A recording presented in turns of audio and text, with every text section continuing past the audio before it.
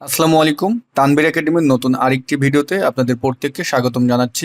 আজকের এই ভিডিওটিতে আমরা যেই ট্রিকটি শিখব সেই ট্রিকটি হলো, আমরা এই মুহূর্তে লক্ষ্য করতেছি আমাদের মাইক্রোসফট এক্সেলে যেই টেবিলগুলো আছে, এরকমভাবে ডাটা রিপ্রেজেন্ট করার জন্য আপনি যদি কোনো প্রেজেন্টেশন দিতে চান তো এরকমভাবে ডাটাগুলো সাজানো লাগে। যখন প্রেজেন্টেশন দিবেন তখন এই ডাটাগুলো তো এভাবে সাজিয়ে আসলে প্রেজেন্টেশন এক্সেলে বসে আপনি দিতে গেলে সেটা প্রফেশনাল লেভেলের হয় না। তা আমি যদি একটু দেখাই, আমি এখন পাওয়ার পয়েন্টে আছি।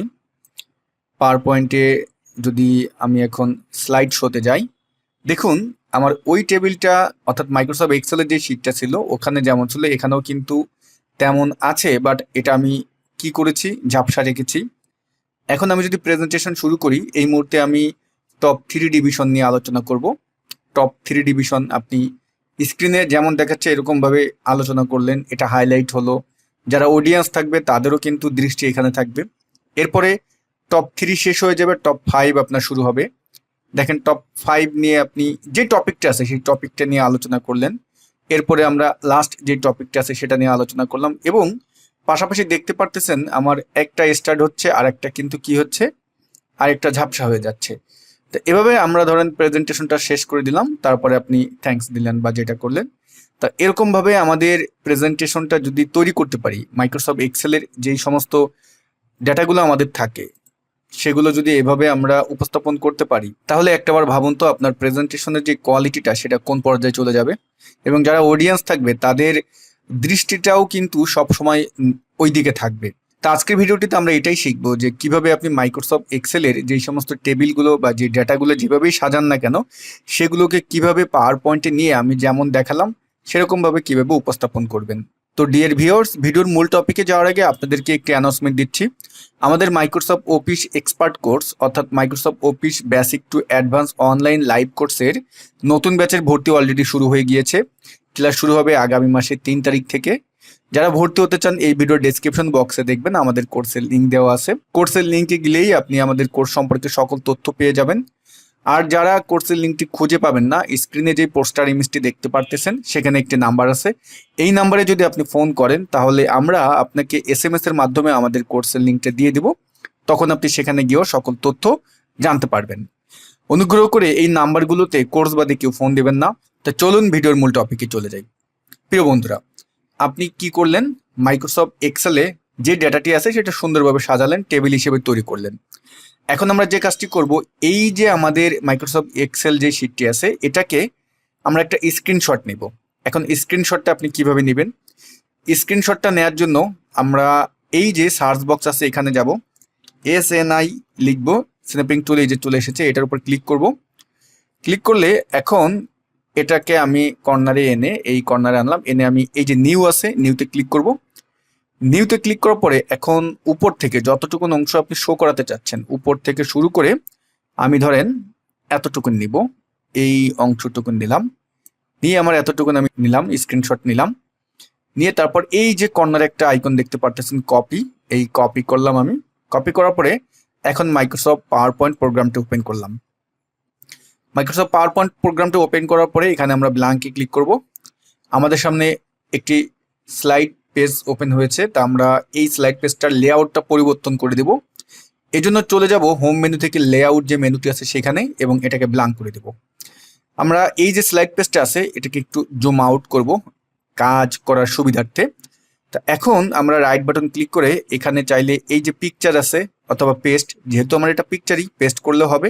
আপনি এখানে পিকচার হিসেবেও পেস্ট করতে পারেন যেভাবে করেন, অথবা আপনি কন্ট্রোল ভি দিলেও এটা পেস্ট হয়ে যাবে।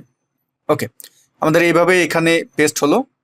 এখন কাজের সুবিধার্থে যেহেতু আমার স্লাইড পেজটা যেমন, আমার স্ক্রিনশটটা কিন্তু তার থেকে একটু কম হয়ে গিয়েছে, তা আপনি চাইলে এই যে অ্যারোগুলো আছে এগুলোকে ধরে স্লাইড পেজের সাথে আমরা এটাকে ফিট করে দিলাম। কারণ হলো যখন আমরা স্লাইড শোতে যাব, নিচে যদি এই স্লাইড শোতে যাই এখন কিন্তু ফুল স্ক্রিনটা দেখাবে, তখন যদি আমরা ওভাবে রেখে দিতাম তাহলে উপরের কিছু অংশ সাদা, নিচের কিছু অংশ সাদা, মানে এটা প্রফেশনাল লুক আসতো না। এখন এভাবে রাখার পরে এই যে আমাদের যেই পিকচারটি আছে যেভাবে আমরা এটাকে ফিট করলাম, এভাবেই এই পিকচারটিকে আমরা কি করব, কন্ট্রোল সি দিয়ে কপি করে রাখবো, যেটা আমাদের পরে কাজে লাগবে। ওকে, এখন এই পিকচারটা সিলেক্ট করে উপরে পিকচার ফরম্যাটে চলে যাব। পিকচার স্টাইলের এই যে অ্যারো আইকন আছে এখানে ক্লিক করবেন। ডান পাশে দেখবেন আমাদের একটি প্যান ওপেন হয়েছে। এখান থেকে এই যে আইকনটি আছে এটার উপর ক্লিক করবেন। এটা আমরা ক্লিক করলাম এবং এখান থেকে যে পিকচার ট্রান্সপারেন্সি আছে এখানে যান। তা আমরা ট্রান্সপারেন্সি যতটুকুন রাখলে ভালো হবে আপনি ততটুকুন রাখবেন।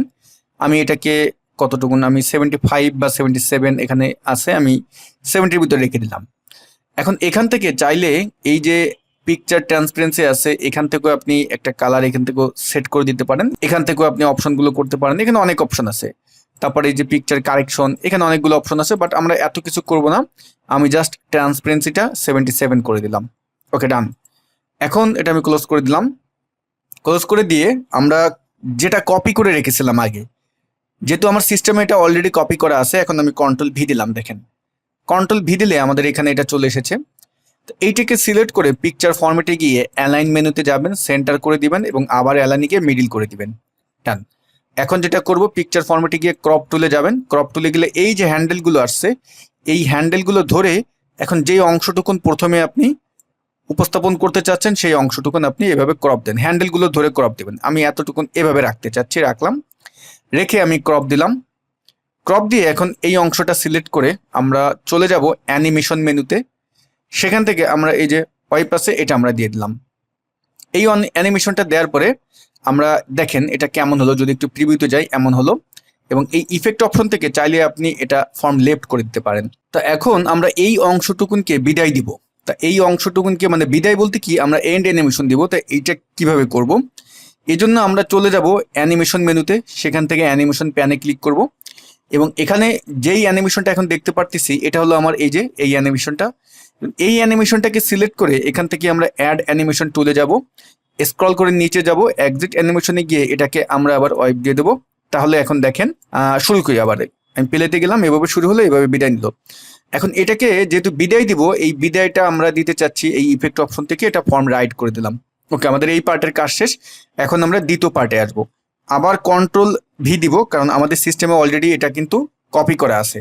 এখন এটাকে সিলেক্ট করে আমরা পিকচার ফরম্যাটে গেলাম, অ্যালাইন থেকে সেন্টার, অ্যালাইন থেকে মিডিল।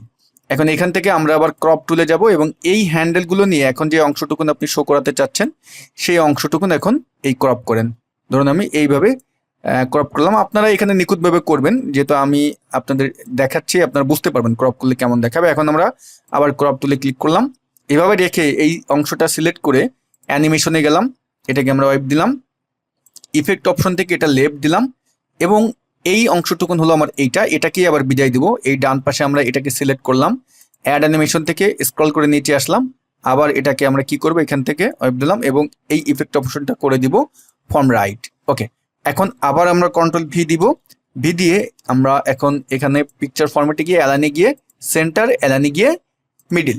এখন এই অংশটা আমরা কি করব, আবার ক্রপে যাব, ক্রপে গিয়ে হ্যান্ডেলগুলো ধরে আমরা যে অংশটুকুন দেখতে চাচ্ছি এতটুকুন এই যে এটা সিলেক্ট করলাম এবং এই অংশটুকুন আমরা এতটুকুন রেখে এখন ক্রপ দিলাম। এখন এই অংশটা সিলেক্ট করে অ্যানিমেশনে গেলাম, এখান থেকে আমরা ওয়েব দিলাম এবং এখান থেকে আমরা এটা ফর্ম লেফট দিলাম।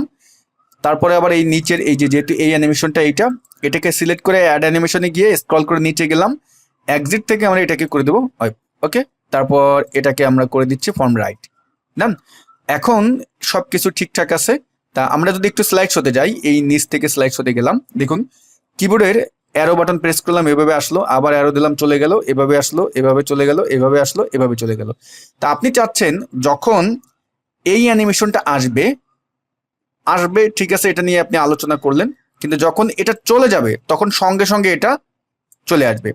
আবার যখন এটা চলে যাবে তখন সঙ্গে সঙ্গে আবার এটা শুরু হবে। তো এখন আমরা এখানে যে কাজটি করব, আমার এটা আসবে, আসার পরে যখন আবার নেক্সট এই পার্টে যাব, তা এটা যখন আসবে তখন 6 নম্বরটা অটোমেটিক আসবে।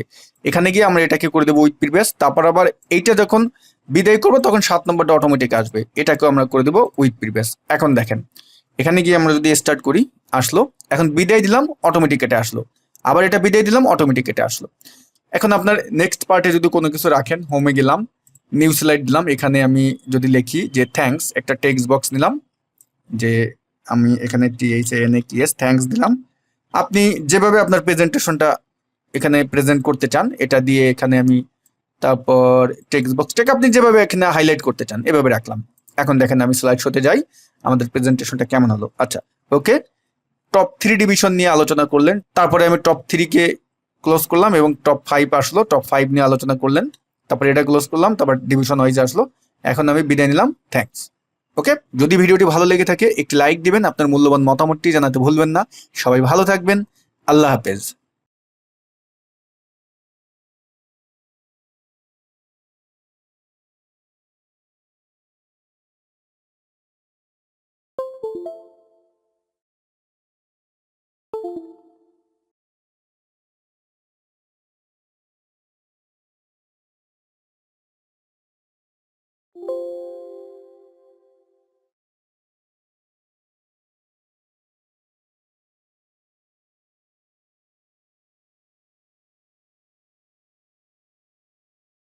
আপনার শিশুকে দিন পেপসোডেন্ট, যা